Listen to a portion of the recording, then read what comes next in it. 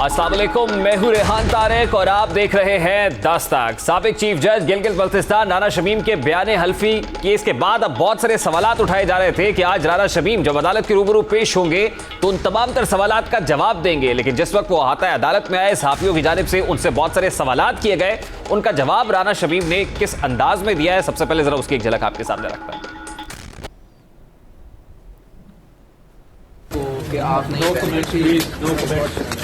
राना साहब आपने पूरी जुडिशरी को क्वेश्चन कर दिया है, पूरी जुडिशरी प्लीज वहाँ पर आप सवाल ले रहे हैं। सर, ये गुस्सा करने वाली बात तो नहीं है, ये क्वेश्चन कर रहे हैं। नहीं ना करें ना, मैं नहीं कुछ जवाब नहीं दूंगा जी, सॉरी सर, जवाब तो देना पड़ेगा। आपने दिया है, जवाब तो आपको देना पड़ेगा कि ऐसी चीजों को पूरी जुडिशरी मुतनाज़ा होगी है आपके इस बयान हल्फी की वजह से। इस पे आप कुछ कमेंट करेंगे? तमाम जजेस को क्वेश्चन कर दिया है, तो आप क्या कुछ बोलेंगे? आप खुद भी जज हैं सर, के हवाले से नो कमेंट्स प्लीज। आपने इस वक्त ऑडियोज और वीडियोस पर बात हो रही है, खुसूसन आज राना शमीम के इस स्टेटमेंट के बाद जब वो अदालत में पेश हुए हैं। यकीनन हेयरिंग तो हुई है, लेकिन सहाफियों के सवालात का जवाब नहीं दे पाए, जिसके बाद मजीद तशवीशनाक किस्म के स्टेटमेंट सामने आ रहे हैं। वो स्टेटमेंट्स क्या वो आपके सामने रखेंगे, लेकिन आज जब इस्लामाबाद हाई कोर्ट में चीफ जस्टिस अतर मिनल्ला की सरबराही में साबिक चीफ जज राना शमीम के बयान हल्फी पर तौहीन अदालत केस की समाअत हुई, तो राना शमीम अदालत के रूबरू पेश हुए। समाअत के आगाज पर जस्टिस अतर मिनल्ला ने राना शमीम को रोस्टम पर बुलाकर सवाल किया कि आपने तहरीरी जवाब दाखिल किया है। शमीम ने कहा कि मेरे वकील बताएंगे कि जवाब क्यों दाखिल नहीं हो सका, मेरे भाई का चहलुम है।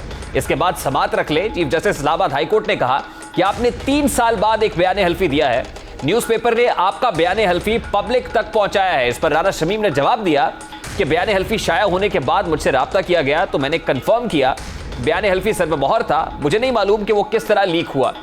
चीफ जस्टिस ने राना शमीम से इस्तफसार किया कि आपने वो बयान हल्फी उन्हें नहीं दिया। इस पर राना शमीम का कहना था कि मैंने नहीं बयान हल्फी इशात के लिए तो नहीं दिया, इस हवाले से कंफर्मेशन जरूर थी। जस्टिस अतर मिनल्ला ने सवाल किया कि आपने लंदन में बयान हल्फी किस मकसद के लिए दिया। अदालत आपको 5 दिन दे रही है, अपना जवाब जमा कराए, आप बताएं कि 3 साल बाद यह बयान हल्फी किस मकसद के लिए दिया गया है। आपने अवाम का अदालत से एतमाद उठाने की कोशिश की है, आपने जो कुछ कहना है अपने तहरीरी जवाब में लिखें। दौरान समाअत अटॉर्नी जनरल ने इस्तदा की कि राना शमीम को ओरिजिनल बयान हल्फी पेश करने की हिदायत की जाए। इस पर साबिक चीफ जज का कहना था कि मुझे नहीं मालूम कि जो बयान हल्फी रिपोर्ट हुआ है वो कौन सा है, मैं पहले रिपोर्ट किया जाने वाला बयान हल्फी देख लूं। राना शमीम के जवाब पर अटॉर्नी जनरल ने कहा कि जिस शख्स ने बयान हल्फी दिया उसे याद नहीं कि बयान हल्फी में क्या लिखा है, अगर उन्हें नहीं मालूम तो फिर यह बयान हल्फी किसने तैयार कराया। अदालत ने राना शमीम को बयान हल्फी के साथ तहरीरी जवाब दाखिल करने का हुक्म दे दिया है। साथ ही द न्यूज़ के एडिटर इन चीफ, एडिटर और एडिटर इन्वेस्टिगेशन के जवाबात अदालती मुआविनीन को देने की हिदायत कर दी है। जहां राना शमीम अपने बयान पर कोई जवाब नहीं दे पाए, वहीं आज चेयरमैन पीपल्स पार्टी बिलावल भुट्टो जरदारी ने भी मुबैना ऑडियो और बयान हल्फी पर मुस्लिम लीग नून को तनकीद का निशाना बनाया। वो क्या कह रहे थे, जरा उसकी एक झलक आपके सामने रखता है। हम तीसरा रास्ता से हुकूमत में आने और हुकूमत बनाने को नहीं जानते हैं, हम सिर्फ एक ही रास्ता जानते हैं, वो अवाम का रास्ता है। हम सिर्फ एक सियासत मानते हैं, अवामी सियासत मानते हैं। साजिश करने वाले को साजिश करने दे, टिप्स निकालने वाले को टिप्स निकालने दे। तारीख आपके सामने है कि वो जो चोर चोर कहते थे, भुट्टो की बेटी चोर कहते थे, खुद सर्टिफाई हो चुके हैं। जो अदालत को फोन कॉल करके धमकी दिलवाते, जो अदालत पे दबाव डालते थे कि सजा दो, शहीद बीबी और सदर जरदारी को 20-20 साल का सजा सुनाओ, उनके खानदानी जायदाद भी जब्त करो। अब इस पे हमें कोई खुशी नहीं हो रहा है कि आज उनके खिलाफ ऑडियो टेप्स निकल रहे हैं। आज चेयरमैन पीपल्स पार्टी बिलावल भुट्टो जरदारी की तकरीर का हदफ तनकीद भी पाकिस्तान मुस्लिम लीग नून दिखाई दी है। उनकी तोहफा और रुख भी पाकिस्तान मुस्लिम लीग नून की जानिब था। आज ही के दिन वजीर इत्तलात फवाद हुसैन चौधरी ने इस मामले पर मुस्लिम लीग नून को तनकीद का निशाना बनाते हुए अदालत से इस पर नोटिस लेने का मुतालबा भी किया। साहब हैं वाइस प्रेसिडेंट PMLN, वो कह रहे हैं कि अपना ये एफिडेविट ही मेरा नहीं है और मेरा एफिडेविट जो है वो तो लॉक है। सवाल ये पैदा होता है कि वो लॉक एफिडेविट जो है वो अखबार तक कैसे पहुंचा और अखबार जो है एफिडेविट कैसे जो है वो छाप दिया। नवाज शरीफ साहब के जरिए इस अखबार तक पहुंचा और अखबार ने नवाज शरीफ साहब के बयान के ऊपर ये चला दिया। समाअत इस वक्त इस्लामाबाद हाई कोर्ट में चल रही है। जिस तरीके से एक जुडिशरी के खिलाफ और फौज के खिलाफ एक कैंपेन PMLN ने स्पॉन्सर की जिसमें कुछ मीडिया के लोग भी शामिल हैं, मुझे उम्मीद है कि अदालत उसका भरपूर नोटिस लेगी और इसको भी एक मंतकी इंजाम तक पहुंचाया जाएगा।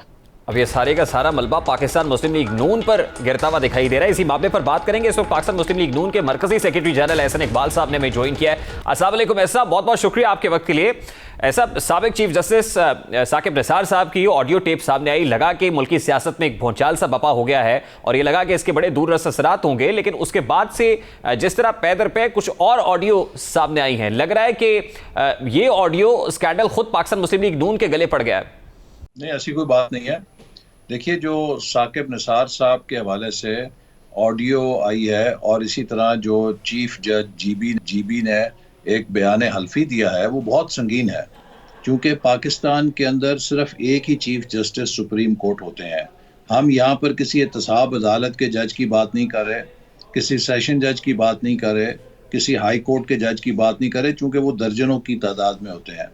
Chief justice supreme court Pakistan के अदालती निज़ाम का हाईएस्ट ऑफिस है और ये समझा जाता है कि इस ऑफिस पे जो शख्स बराजमान होगा वो इम्पार्शियलिटी और इंसाफ के तकाज़ों के सबसे आला मेयार पे पूरा उतरेगा।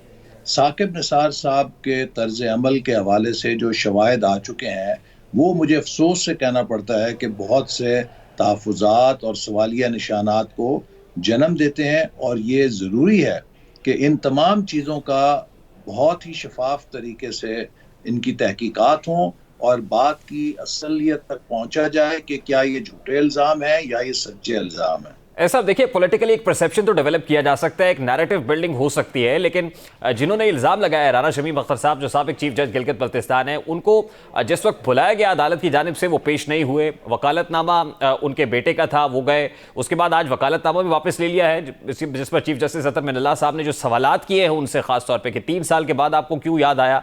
फिर उनका अदालत के रूबरू ये कहना था कि ये जो बयान हल्फी आप देख रहे हैं ये तो मेरा है ही नहीं, अभी तो वो सील्ड था, पता नहीं कैसे आ गया। तो उसके बाद ओरिजिनल बयान हल्फी के हवाले से अदालत ने कहा है, तो अभी तो मामला मजीद पेचीदा हो गया है। देखिए, वो अब उन्होंने डिनाई तो नहीं किया ना, उन्होंने ये बात तो कही है कि मैंने एक बयान दिया था और वो सील था। तो अगली समाअत के ऊपर ये देखना है कि जो असली बयान हल्फी वो पेश करेंगे वो क्या है। अगर वो वही होता है कि जो पहले बाहर आया, फिर तो बात वही रहेगी जो पहले से है, और अगर वो कोई नई तहरीर आती है तो उस पर तब गौर हो सकता है। लेकिन असल बात यह है कि ये बात ऑडियो लीक या उनके हलफनामे से हटकर भी तय है कि नवाज शरीफ साहब के साथ जो मुकदमा की समाअत हुई वो आम रूटीन के मुकदमा से हट के हुई। मिसाल के तौर पे पाकिस्तान की अदालती तारीख में मुझे नहीं पता जब से मैंने होश संभाला है कि कोई मिसाल है कि मॉनिटरिंग जज लगाया गया हो। मुझे नहीं पता कि कोई ऐसी मिसाल हो कि जो ट्रायल जज है वो सुप्रीम कोर्ट से कहे कि मुझे इंसाफ के तकाजे पूरा करने के लिए कुछ वक्त चाहिए है। देखिए, ऐसा शुबों को शुबात हैं, but this needs to be settled in the court. देखिए, कोर्ट से बाहर सियासत हो रही है, ऑडियोज आती हैं, वीडियोज आती हैं, उसके ऊपर प्रेस कॉन्फ्रेंसेस होती हैं, मीडिया टॉक्स होती हैं, फिर हुकूमत जैसे प्ले कर रही है। खासतौर पे जिस वक्त ये ऑडियो स्कैंडल सामने आया उसके बाद से मरियम नवाज साहिबा की को 3 ऑडियोज सामने आ चुकी हैं। तो आपको नहीं लगता कि हुकूमत बड़े अच्छे तरीके से इसको मैनेज जरूर कर रही है या उस नैरेटिव को डिफ्यूज कर रही है जो पाकिस्तान मुस्लिम लीग नून बयान कर रही है? देखिए, अगर तो हुकूमत कोई किसी उस केस से मुतालिक ऑडियो लीक को लेकर आए तो डिफ्यूज हो सकता है। ये तो एप्पल्स एंड ऑरेंजेस हैं। एक ऑडियो जो है उसका ताल्लुक ये है कि किस चैनल को कितने इश्तिहार जाने चाहिए, कितने इश्तिहार नहीं जाने चाहिए, एक इंतजामी मामला है। लेकिन जो साकिब निसार साहब की ऑडियो है वो पाकिस्तान की जो रूल ऑफ लॉ की रूह है उससे उसका ताल्लुक है। पाकिस्तान के हाईएस्ट जुडिशल फोरम की हाईएस्ट शख्सियत के बारे में है कि पाकिस्तान में इंसाफ कैसे पूरा होता है। लिहाजा ये दो इनका मुकाबला नहीं किया जा सकता, ना इनमें कोई मुकाबला है ना कोई कंपैरिजन है। ये एक बहुत संगीन एविडेंस है जो आई है, लिहाजा इसके बारे में फैसला होना चाहिए कि ये सच है या ये गलत है। देखिए, राना शमीम अख्तर साहब की आज की हियरिंग के बाद अब क्योंकि वफाकी वजीर इत्तलात जो प्रेस ब्रीफिंग दे रहे हैं, साथ साथ जो है वो खबरें आ रही हैं, वो कहते हैं कि असल में इसका मतलब ये है कि राना शमीम साहब जो मुकर गए हैं, ये लंदन से मामला चला था और नवाज शरीफ साहब ने की तरफ से ये फ्लो हुआ था। देखिए, उन्होंने बयान दिया ना, राना शमीम साहब ने। अभी तक मैंने कोई ऐसा बयान नहीं उनका पढ़ा कि जिसमें उन्होंने कहा हो कि मैंने लंदन में बयान हल्फी नहीं दिया। उन्होंने यही कहा है कि मैंने लंदन में बयान हल्फी जो दिया था वो किसी जगह सील था या लिफाफे में था। तो मैं चेक करता हूं कि जो ये बयान की इबारत अखबारात में आई है, मीडिया में आई है, ये उससे सेम है या कौन सी इबारत है। तो अभी तक उनकी कोई ऐसी डिनाइल नहीं है कि जिससे उन्होंने डिसओन किया हो, और वो यहाँ पे मौजूद हैं। उन्हीं के हवाले से ये बयान आया था, अब उन्होंने ही इसको डिफेंड करना है। जी जी, आप दुरुस्त फरमा रहे हैं, उन्होंने डिनाई नहीं किया, लेकिन जैसे इबारत मुख्तलिफ होने का एक तासुर है। हो सकता है कि जो अखबार में शाया हुआ उनके सील्ड एनवेलप के अंदर जो नोटराइज्ड स्टेटमेंट था उसकी इबारत कुछ मुख्तलिफ हो और वो आउट ऑफ कॉन्टेक्स्ट हो जाए, यानी जो जिसको बेस बनाकर बातें हो रही थी वो फिर आउट ऑफ कॉन्टेक्स्ट साबित हो जाए। We should not be presumptive. हमें किसी चीज पे क़ियास राय नहीं करनी चाहिए। अगली जो पेशी है उस पे जब वो ओरिजिनल ड्राफ्ट पेश करेंगे तो उसके बाद इस पे हम कोई हतमी बात कर सकते हैं। लेकिन ऐसा इकबाल साहब, एक जो परसेप्शन डेवलप हो रहा है, क्योंकि वो राना शमीम अख्तर साहब से आज कोर्ट के प्रेमिसेस में ये सवाल हुआ है सहाफियों की जानिब से, आपकी को मुलाकात हुई नवाज शरीफ साहब से, क्या आपको सदर बनने की ऑफर की गई थी? इस पर उन्होंने कोई तबसरा नहीं किया, कमेंट्स नहीं दिए। लेकिन आपको नहीं लगता कि ये परसेप्शन मजीद गहरा होता जाएगा और ये तकवीयत पकड़ेगा जिससे डैमेज होगा पाकिस्तान मुस्लिम लीग? नहीं है, बात ये नहीं है कि राना शमीम साहब की मुलाकात हुई या नहीं हुई। बात ये नहीं है कि वो जो ऑडियो कैसेट है वो किसने रिलीज की। बात ये है कि नवाज शरीफ साहब का जो मुकदमा चला उस पे सबसे पहले गवाही इस्लामाबाद के एक मुस्तनद जज जनाब शौकत सिद्दीकी ने दी। उसके बाद जो उनके एहतसाब अदालत के जज थे वो एक ऐसी वीडियो पैगाम में या रिकॉर्डिंग में कन्फेशन दे के गए कि मुझे ब्लैकमेल करवा के ये काम कराया गया, जिसकी फॉरेंसिक ऑडिट FIA ने की और वो वीडियो दुरुस्त पाई गई। तो अब आप मुझे बताइए ना, ये हम सिर्फ राना शमीम साहब पे या हम इस ऑडियो टेप पे जो साकिब निसार साहब की आई उस पे तो इन्हिसार नहीं कर रहे। पिछले 2 साल के सारे मामला कौम के सामने हैं। किस तरह व्हाट्सएप के ऊपर GIT बनी, किस तरह मॉनिटरिंग जज लगाया गया, किस तरह जज को मजबूर किया गया कि वो इलेक्शन से पहले नवाज शरीफ साहब के केस का फैसला सुनाए। ये हकायक तो सबके सामने है ना। आप भूल जाए इस बयान को भूल जाए, आप ऑडियो टेप को भूल जाए। लोगों के सामने सारे वाकयात तो लोगों के सामने उनकी नजरों से हुए हैं। ठीक है, ये सीक्वेंस ऑफ इवेंट्स है। क्या कुछ और वीडियोस भी हैं पाकिस्तान मुस्लिम लीग नून के पास जो किसी भी मौके पर सामने आ सकती हैं? मेरे इल्म में नहीं है कोई और वीडियोस, क्योंकि मरियम नवाज साहिबा ने ये कहा था कि असल में केस के मेरिट्स पर बात करने से पहले जरूरी है कि कुछ ऐसे शवाहिद हैं जो हम सामने रखें। तो अभी तक उसका इंतजार भी कर रहे हैं बहुत से लोग कि शायद कुछ और वीडियोस भी जो जज अरशद मलिक साहब से रिलेटेड हैं वो पाकिस्तान मुस्लिम लीग नून के पास हैं जिसको रिलीज करना बाकी है। इसका जवाब तो मरियम नवाज साहिबा के वकला ही दे सकते हैं, क्योंकि मैं उसका प्रीवी नहीं हूं। मेरे पास ऐसी कोई ऑडियोज नहीं है या वीडियोज नहीं है। आपको वैसे लगता है कि ये ऑडियोज या वीडियोज जो अभी तक आ चुकी हैं ये किसी जगह रिलीफ दे सकती है उन केसेस में जो इस्लामाबाद हाई कोर्ट के अंदर पेंडिंग है अभी? देखिए, रिलीफ जो है वो किसी ऑडियो या वीडियो के ऊपर नहीं मिलता। रिलीफ मिलता है पॉइंट ऑफ लॉ के ऊपर। और अगर ये बात साबित हो जाए कि इंसाफ के तकाजे पूरे नहीं किए गए थे, और मैं समझता हूं कि नवाज शरीफ साहब के केस में इंसाफ के तकाजे यूं पूरे नहीं किए गए थे कि जो पनामा लीक्स थी उनमें जिन 400 लोगों के नाम आए थे पिछले 3.25 सालों में किसी एक बंदे का केस नहीं चला। और नवाज शरीफ साहब जिनका पनामा पेपर्स में नाम भी नहीं था उनको अकामे के ऊपर नाअहल कर दिया गया, जो कि उस पिटीशन का मौजू ही नहीं था। और वो अकामे पे भी क्या नाअहल किया कि जिस शख्स ने करोड़ों रुपए के असासे डिक्लेयर किए हुए हैं उन्हें ये कहा गया कि आपने 10,000 दरम अपने बेटे की फर्म से तनख्वाह लेनी थी, वो वसूल नहीं की, लिहाजा आपने उसे अपने असासों में डिक्लेयर नहीं किया। तो एक शख्स जिसने करोड़ों के असासे डिक्लेयर किए हुए हैं उसे अपने बेटे से 10,000 दरम की तनख्वाह ना लेने के पादाश में नाअहल कर दिया गया। ये बातें तो कौम के सामने है। ऐसा बिलावल भुट्टो साहब कह रहे हैं कि भुट्टो की बेटी और सदर आसिफ अली जरदारी सुप्रीम कोर्ट को जिन लोगों ने फोन कराया था और 20 साल की सजा दिलवाने के लिए प्रेशर डलवाया था, आज वही अफराद उसी सुप्रीम कोर्ट से सर्टिफाइड चोर साबित हुए हैं। अब ये पाकिस्तान पीपल्स पार्टी के चेयरमैन कह रहे हैं बिलावल भुट्टो जरदारी साहब 24वें यौम तासीस के मौके पर। देखिए, मैं भी पीपल्स पार्टी के हवाले से बहुत कुछ कह सकता हूं, लेकिन हम समझते हैं कि इस वक्त हमारा हदफ ये हुकूमत है और इमरान नियाजी साहब की वो तबाही है कि जो उन्होंने मुल्क में मुसल्लत की हुई है, और इस वक्त ऑपोजिशन के दरमियान गोलाबारी करने का बराह रास्त फ़ायदा इमरान खान साहब को होता है। लिहाजा बिलावल भुट्टो साहब को मेरा यही मशवरा होगा कि वो अपने इन बयानात को फ़िलहाल उस वक्त तक होल्ड रखें जब तक कि हम इस मैदान में कामयाब नहीं हो जाते। पाकिस्तान में एक आज़ाद मुनसिफाना इलेक्शन का जब मैदान सजता है तो हम सब एक दूसरे के साथ अपना अकाउंट सेटल कर लेंगे चाहिए ऐसा। लेकिन जो रिकॉर्ड कानून साजी हुकूमत ने करानी थी वो करा चुके, खासतौर पे इंतखाबी इस्लाहात से मुताल्लिक और EVM के ऊपर बड़ा एम्फेसिस है खान साहब का और उनकी पूरी कैबिनेट का। अभी थोड़ी देर पहले जो है पोस्ट कैबिनेट ब्रीफिंग में फवाद चौधरी साहब ने कहा कि अगर इलेक्शन कमीशन नहीं कराना चाहता तो ठीक है, फिर हम इलेक्शन कमीशन के लिए जो फंड्स हैं वो बाई इलेक्शन हो या इलेक्शन हो, आम इंतखाबात, उनके लिए वो जारी नहीं करेंगे।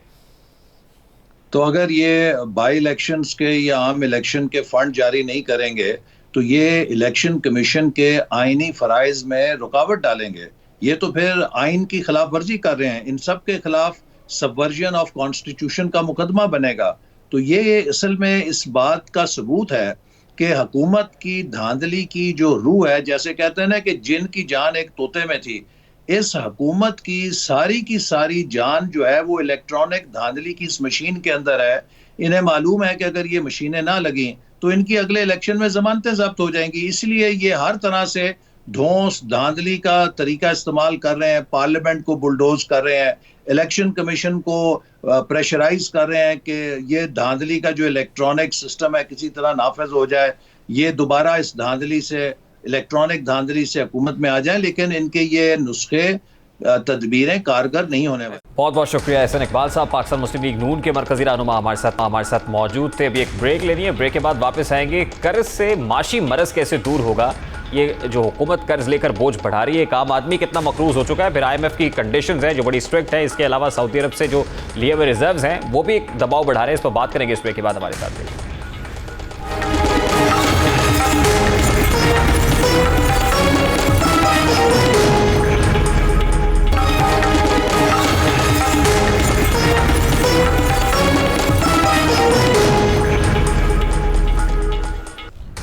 Welcome back. IMF और हुकूमत पाकिस्तान के दरमियान मुआहिदा तय होने और सऊदी अरब से डॉलर्स मिलने के बाद हुकूमत को तवक्को है कि अब पाकिस्तान को दीगर बैनुल अक़वामी मालियाती इदारों से भी फंडिंग आ सकेगी। हुकूमत को यकीन है कि मुल्की मईशत बेहतरी की जानिब गामजन हो जाएगी, मगर गुज़श्ता 2 रोज से डॉलर की उड़ान जारी है। आलमी मंडी में तेल की कीमतें कम होने की बजाय मुसलसल बढ़ रही हैं, क्योंकि इन तवक्कुआत और आशारियों के बावजूद मुल्की मईशत में बेहतरी के कोई इम्कानात नहीं हैं। सवाल यह है कि IMF प्रोग्राम में जाने से मुल्की मईशत बेहतर होने के इम्कानात क्यों नहीं है? दीगर इदारों से फंडिंग भी मुल्की मईशत को सहारा क्यों नहीं दे पाएगी? सवाल तो ये भी है कि क्या आवाम को महंगाई का बोझ फिर बर्दाश्त करना पड़ेगा? हुकूमत को महंगाई रोकने के लिए क्या इकदाम करना पड़ेंगे? कौन कौन सी अशिया महंगी होने का अंदेशा है? IMF की जानिब से हुकूमत से तवानाई के शोबे में इस्लाहात का मुतालबा किया गया, यानी इस शोबे में गर्दशी कर्जों को कम करने के लिए बिजली और गैस के नर्ख बढ़ाना होंगे, क्योंकि हुकूमत तवील मुद्दती स्ट्रक्चरल रिफॉर्म से कासिर है और मुख्तसर मुद्दती शॉर्ट टर्म प्लान्स हैं। फायर फाइटिंग हो रही है, गैस और बिजली की कीमतें बढ़ानी पड़ती हैं ताकि IMF की शर्त को पूरा किया जाए, जिसका असर सारिफीन पर बिजली और गैस की इजाफी कीमतों की सूरत बरामद होता है। IMF मुल्क के तजारती खसारे को ख़त्म करना होता है, जिसके लिए मजीद टैक्सेस आयद किए जाएंगे। IMF की किस्त मिलने से कबल पाकिस्तान को तकरीबन 400 अरब के लगभग इजाफी टैक्स और मुल्क के पब्लिक सेक्टर डेवलपमेंट प्रोग्राम में 200 अरब रुपए कटौती करना होगी। पेट्रोलियम लेवी के मद में 360 अरब रुपए इजाफी वसूल करना होंगे। इसी तरह मुल्क में सेल्स टैक्स पर दी गई छूट खत्म करके 350 अरब रुपए मजीद जमा करना होंगे।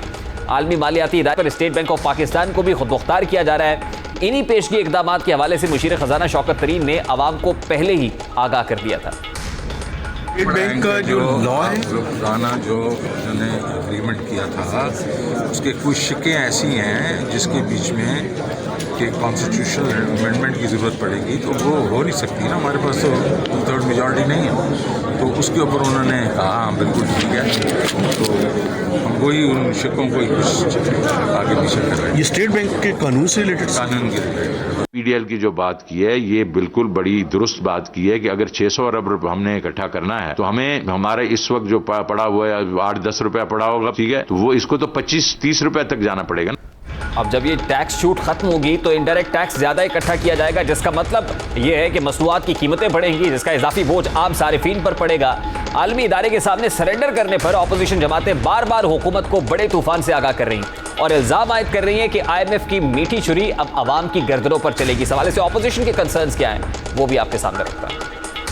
के हालात हैं, अवाम परेशान है, महंगाई रोज बरोज बढ़ती जा रही है। IMF का मायदा जो हुआ है उससे महंगाई जो सऊदी अरब से मायदा हुआ है तो छुपाने की कोशिश की गई, उससे भी महंगाई का खदशा है। पाकिस्तान की मईशत तबाह हो चुकी है और जो पाकिस्तान का नीरू है वो चोर डाकू की बांसुरी बजा रहा है, जिस बांसुरी में अब कोई नया सुर नहीं रह गया। ये अवाम दुश्मन IMF डील था, ये डील आपके कंधों पे बोझ डाल रहा था।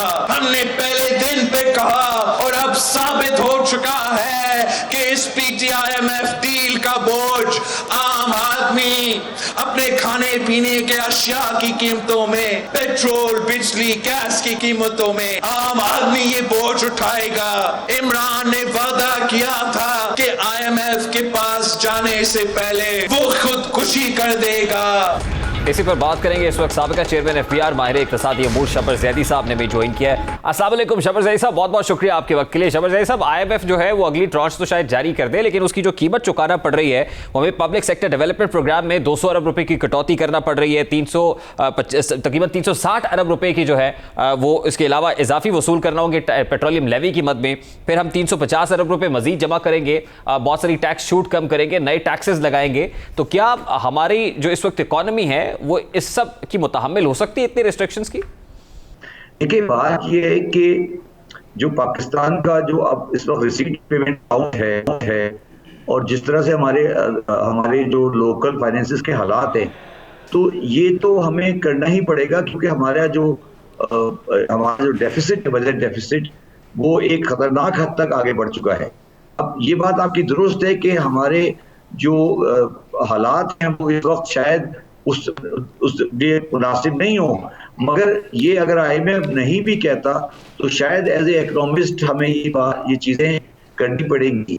मगर मैं आपको एक दूसरी तरफ बात करना चाहता हूँ, क्योंकि मैं इस कराची की मार्केट में बैठा हूँ और कारोबारों से डील करता हूँ, बहुत मुख्तलिफ बोर्ड पे बैठता हूँ। पाकिस्तान की बदकिस्मती ये है कि पाकिस्तान के हर बिजनेस ने दिसंबर 2020 और 2021 में बेतहाशा पैसा कमाया और कोई बिजनेस भी नुकसान में नहीं है। और मगर इस वक्त पाकिस्तान में पोजीशन ये आ गई है कि गवर्नमेंट बेतहाशा गरीब है और बिजनेस के रिजल्ट्स बेतहाशा अमीर हो गए हैं। अब ये बैलेंस हम कैसे पूरा करेंगे ये हमें समझना चाहिए। और IMF जो कह रहा है वो तो ठीक है, वो तो एक नॉर्मल बात है, मगर हमारा जो करेक्शन है सर वो हमारा लोकल होगा। IMF चाहे या नहीं चाहे, हमें पाकिस्तान में ये जो दरमियान में गैप आ गया है कि जो एक, और इमरान खान साहब ने भी कहा है कि जो इलीट कैप्चर है, जो बेताशा पैसे बनाए जा रहा है और उसका कोई चेक नहीं है और आम गवर्नमेंट और आम आदमी गरीब है, और हमें ये फैसला करना पड़ेगा कि जो हमने 150 बेसिक पॉइंट पे इंटरेस्ट रेट बढ़ाया है, क्या ये फैसला पाकिस्तान के तमाम जो रेलेवेंट लोग हैं उनके साथ कोहेजन में किया गया है, या कुछ लोग एक कमरे में बैठकर अपनी इकोनॉमिक थ्योरी की बुनियाद पर ये 1.5% का रेट बढ़ा रहे हैं। शबर साहब देखिए, 150 बेसिस पॉइंट्स का इजाफा तो आपके सेंट्रल बैंक ने किया, मॉनेटरी पॉलिसी रिवाइज की, और सेंट्रल बैंक को देखिए IMF जो है सेंट्रल बैंक को मजीद खुद मुख्तार करने की बात कर रहा है, तो जब आप अपने हाथ काट कर सेंट्रल बैंक को दे देंगे तो फिर क्या होगा सर? भाई वो गलत बात कर रहा है, मैं ये तो कह रहा हूँ किसी मुल्क में सेंट्रल बैंक की पॉलिसी किसी मुल्क की इकोनॉमिक पॉलिसी अलग नहीं हो सकती। देखिए बात समझें, ये कोई जजीरा है पाकिस्तान में, कोई स्टेट बैंक ऑफ पाकिस्तान एक जजीरे में बैठा है कि वो पाकिस्तान में फैसला करते रहे, और पाकिस्तान के लोग जो पाकिस्तान उस जजीरे से बाहर बैठे हैं, क्या वो बेवकूफ हैं? क्या वो मैशत को नहीं जानते? क्या उनको समझ नहीं है? आप क्या बात करते हैं कि एक 4 आदमी ने मिलकर फैसला कर लिया कि ऑटोनॉमी हमें दे दे, हम फैसला करेंगे? ये कौन सी कहानी है? और वो जो 8-10 आदमी बैठे उनका रिप्रेजेंटेशन क्या है? वो किसकी बेस पर आए हैं? क्या उनको किसी ने इलेक्ट किया है? उनकी नॉमिनेशन हुई है कहीं पर?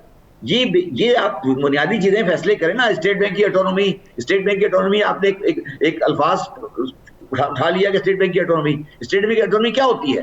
क्या स्टेट बैंक ऑफ पाकिस्तान की ऑटोनॉमी का मतलब ये है कि जो फैसला पाकिस्तान के बाद में नहीं है उसको हम मान लें?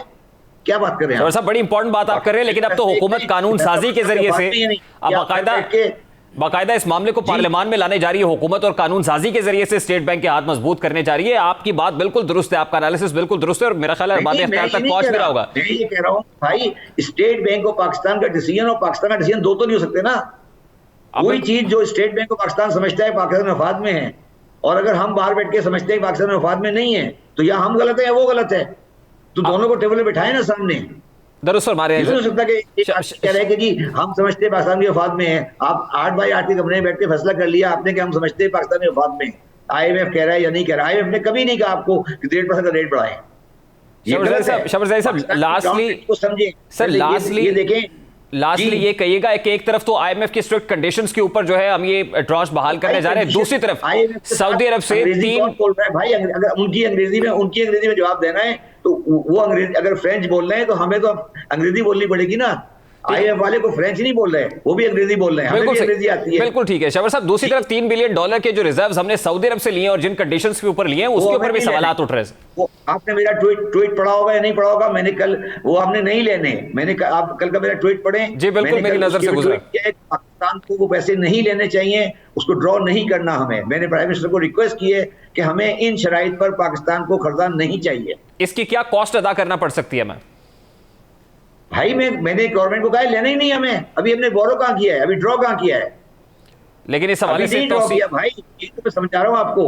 अभी सिर्फ हमने एग्रीमेंट किया है, जब हम चाहेंगे जब ड्रॉ करेंगे। मैं कह रहा हूं आप ड्रॉ नहीं करें, उनसे कहें मेहरबानी बहुत आपका शुक्रिया, आप बड़े अच्छे हमारे भाई हैं, आप रखें पैसे अपने पास। शबर साहब रिजर्व्स को इंप्रूव करने के लिए जो पैसे हमें चाहिए हैं तो आपको हो जाएगा हमारे पास। हम भी कोई पागल तो नहीं है ना, इससे बेहतर तो अपने बॉन्ड इशू कर दे यार। इनसे तो बेहतर है अपने बॉन्ड इशू कर देना। आप बड़ी बड़ी पाकिस्तान की हुब्बुल वतनी, पाकिस्तान की गैरत और पाकिस्तान की सालमियत और इस तरह की बातें तो हम बड़ी शौक से करते ना। टर्म्स तो देखें क्या लिखा है उसके अंदर।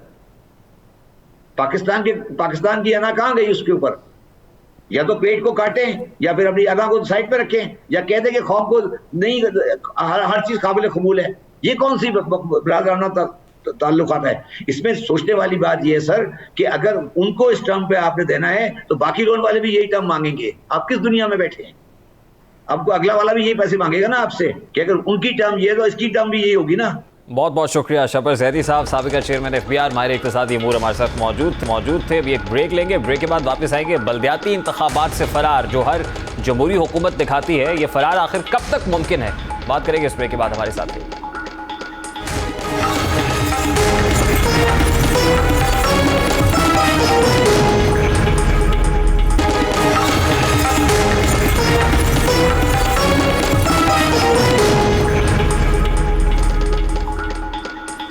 Welcome back. वज़ीर आज़म पाकिस्तान इमरान खान ने अपने वज़राए आला, वफाकी और सूबाई वज़रा के तहफ़्फ़ुज़ात और मशवरों को वीटो करते हुए पार्टी को बल्दियाती इंतखाबात की तैयारी का हुक्म दे दिया है। पार्टी अहदेदारान ने वज़ीर आज़म को मशवरा दिया था कि मुल्क में बढ़ती हुई महंगाई के बायस अवामी राय हुकूमत के हक़ में नहीं है, लेकिन वज़ीर आज़म ने इंतखाबी जलसों के जरिए अवामी राय बदलने का मशवरा दिया और हुक्म दिया है कि बल्दियाती इंतखाबात हर सूरत मुनक़्क़िद किया जाए। उन्होंने अपने वज़रा को भी 3 महीने के दौरों से रोक दिया है। कहा है कि आप जलसे कीजिए, पाकिस्तान तहरीक इंसाफ की परसेप्शन बेहतर कीजिए, एक नैरेटिव आवाम के अंदर बिल्ड करें, बल्दियाती इंतखाबात होने चाहिए। वज़ीर आज़म के इस ऐलान के बाद पंजाब और खैबर पख्तूनख्वा में बल्दियाती इंतखाबात की तैयारी का बाकायदा आगाज़ हो चुका है, जबकि सिंध में भी इलेक्शन कमीशन ने बल्दियाती इंतखाबात की तैयारियों का ऐलान कर दिया है। उधर आज सुप्रीम कोर्ट ने बल्दियाती इंतखाबात के शेड्यूल में तब्दीली के लिए KP हुकूमत की दरखास्त मुस्तरद कर दी है। सुप्रीम कोर्ट ने रिमार्क्स दिए कि खैबर पख्तूनख्वा में बल्दियाती इंतखाबात जबाती बुनियादों पर होंगे। Election commission Peshawar high court के फैसले पर अमल दरामद के लिए तमाम इक़दाम कर चुका। बल्दियाती इलेक्शन शेड्यूल जारी करने में पहले ही 2 साल ताख़ीर हो चुकी है। जस्टिस उमर अता बंदियाल ने कहा कि जमाती बुनियादों पर इलेक्शन से बरादरियों में टूट फूट हुई है। मुल्क में जमहूरियत को तक़वियत देने के लिए सियासी जमातों को मजबूत करना ज़रूरी है। सियासी जमातों को सियासी अमल से नहीं निकाला जा सकता। तारीख तब्दील करने के हम सख्त मुखालिफ हैं। जस्टिस मंसूर अली शाह ने कहा कि कोई भी सियासी जमात अदालत में नहीं आई। सियासी जमातों को आकर कहना चाहिए कि हाई कोर्ट के फैसले से नुकसान हो रहा है। अदालती हुक्म के बावजूद बल्दियाती इंतखाबात ना होना मुल्की जमहूरियत के लिए नेक शगुन नहीं है, क्योंकि पाकिस्तान दुनिया की वाहिद जमहूरियत है जहाँ इंतखाबात आमिर हुक्मरानों के दौर में हुए, जबकि सिविल हुक्मरानों ने हमेशा बल्दियाती निज़ाम की बहाली में पसोपेश से काम लिया है। आईने पाकिस्तान के बल्दियाती हुकूमतों के खात्मे के 120 अयाम के अंदर इंतखाबात कराना लाजमी होता है, मगर मुल्क में बल्दियाती निज़ाम की मुद्दत के खात्मे के 2.5 बरस बीत जाने के बावजूद ताहाल मकामी हुकूमतों के इंतखाबात नहीं हो पा रहे। बलूचिस्तान और केपी में बल्दियाती इदारों की मुद्दत 27 अगस्त 2019, सिंध में 30 अगस्त 2020 को खत्म हुई थी, जबकि पंजाब में बल्दियाती महकमों को तहलील कर दिया गया, जिसके बाद 1 जनवरी 2020 को मुद्दत खत्म हुई। लेकिन ताहाल मुल्क में बल्दियाती इंतखाबात के इम्कानात दिखाई नहीं दे रहे। हुकूमत में आने से पहले तहरीक इंसाफ के सरबराह इमरान खान ने कौम से जो वादे किए थे उनमें से एक ये था कि वो निचली सतह पर मुंतकिल करेंगे, लेकिन अब सरबराह तहरीक इंसाफ खुद वज़ीर आज़म है, मगर बल्दियाती इंतखाबात कराने से मुताल्लिक लैतुलाल से काम लिया जा रहा है। तहरीक इंसाफ की हुकूमत ने पंजाब में पहले से मौजूद बल्दियाती निज़ाम को कायम नहीं रहने दिया। इसकी 5 साल मुद्दत को वक्त से 2 साल पहले तोड़ दिया गया। यही हाल केपी में देखने को मिला, जहाँ 2.5 साल से सूबे में मुंतखब बल्दियाती इदारे काम नहीं कर रहे हैं। सिंध में पीपल्स पार्टी नई मरदमशुमारी के बहाने बल्दियाती इंतखाबात कराने से गुरेज कर रही है। अब एक बार फिर सुप्रीम कोर्ट ऑफ पाकिस्तान की मुदाखलत पर मुल्क में बल्दियाती इंतखाबात के इनेकाद की उम्मीद पैदा हुई है। केपी में जमाती बुनियादों पर इलेक्शन कराने के लिए शेड्यूल का ऐलान कर दिया गया है, जबकि पंजाब में बल्दियाती इंतखाबात के मामले पर इत्तेहादी नाराज रूठे दिखाई दे रहे हैं।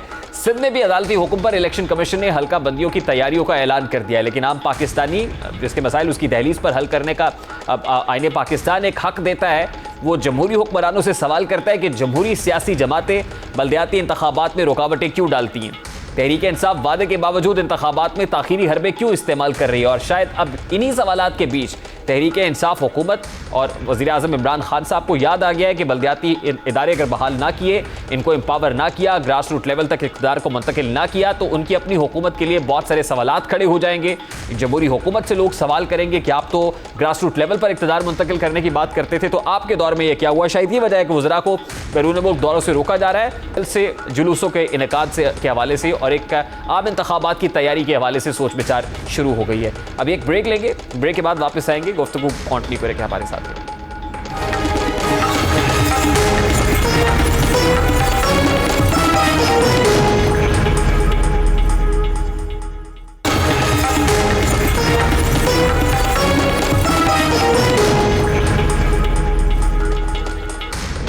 Welcome back. पाकिस्तान तहरीक इंसाफ हुकूमत ने अवाम को करोड़ों नौकरियों के सुहाने ख्वाब दिखाए, मगर गुज़श्ता 3.25 बरस के दौरान लाखों नौजवान बेरोजगार हुए। लाखों नौजवान नौकरी हासिल करने के लिए रोजाना लुट रहे हैं। सैकड़ों अपनी जमा पूंजी भी नौसरबाजों के हाथों लुटा बैठे हैं। लेकिन इस लूट मार की एक ही वजह है कि वो अच्छे मुस्तकबिल के हवाले से गैर यकीनी, मायूसी और नाउमीदी। आज इसी नाउमीदी का एहसास रावलपिंडी की रावल रोड पर देखा गया, जब सैकड़ों नौजवान सुहाने मुस्तकबिल के ख्वाब लिए हुए नीम सरकारी दफ्तर के बाहर जमा हुए। ये उम्मीद उन्हें सोशल मीडिया पर वायरल एक इश्तिहार ने दिलाई थी। इस इश्तिहार में नौजवानों को कतर और बहरीन के पुलिस फोर्स में भर्ती का ख्वाब दिखाया गया था। इस ख्वाब की तकमील के लिए जनूबी पंजाब, खैबर पख्तूनख्वा और आज़ाद कश्मीर के नौजवान अलसुबह रावल रोड पर जमा हो गए। लेकिन नीम सरकारी दफ्तर के मरकजी दरवाजे पर एक बैनर उनका मुंह चढ़ा रहा था, जिस पर जली हरूफ में लिखा गया था कि बहरीन पुलिस में भर्ती की खबर जाली है और इदारे की जानिब से ऐसा कोई भी इश्तिहार जारी नहीं किया गया। 5 बजे से जमा सैकड़ों नौजवानों के सब्र का पैमाना जवाब दे गया, सब्र का पैमाना लबरेज हुआ। उन्होंने वहाँ पर पथराव शुरू कर दिया। पुलिस से हुजूम कंट्रोल ना हुआ तो दीगर सिक्योरिटी एहलकारों को बुलाना पड़ा। हुजूम को तो कंट्रोल किया गया, मगर बहुत सारे सवालात यहाँ उठ रहे हैं। क्या हुकूमत जो बेरोजगारों का रैला है उसको कंट्रोल कर पाएगी? करोड़ों नौजवानों के ख्वाब कंट्रोल हो पाएंगे? क्या उम्मीदों के बुझते दियों को दोबारा रोशन किया जा सकेगा? क्या जिंदगी की टूटती डोरों को जोड़ा जा सकता है? क्या अनजाने खौफ में मुब्तला नौजवानों को उम्मीद दिलाई जा सकती है? क्या मीर रियासत 65% नौजवानों का मुकदमा सुनेंगे? क्या नौजवानों की दस्तक पर कुर्सी इक़्तिदार पर जुम्बिश होगी? ऐसे ही सैकड़ों ख्वाब लिए करोड़ों नौजवान अब भी मीर रियासत की जानिब देख रहे हैं कि मीर अब नहीं तो कब, हम नहीं तो कौन। ये तो था आज का दस्तक। आपसे मुलाकात होगी इंशाल्लाह कल। अपना रखिएगा खैर। अल्लाह हाफ़िज़। We'll be right back.